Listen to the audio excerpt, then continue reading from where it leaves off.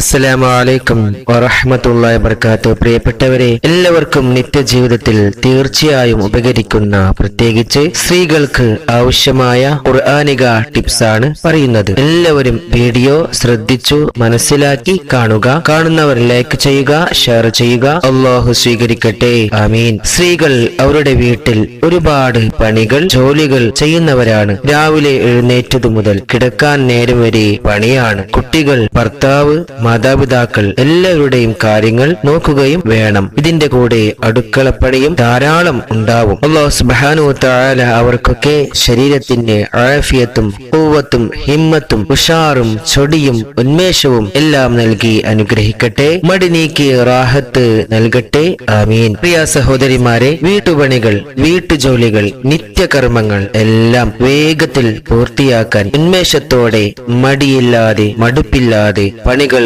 ചെയ്തു തീർക്കാൻ ഈ പറയുന്ന കാര്യം ചെയ്യുക. സുബ്ഹ് നിസ്കാര ശേഷം സൂറത്തുൽ ഖമർ ഖുർആൻ 54-ാമത്തെ സൂറത്ത് ഒരു തവണ ഓതുക.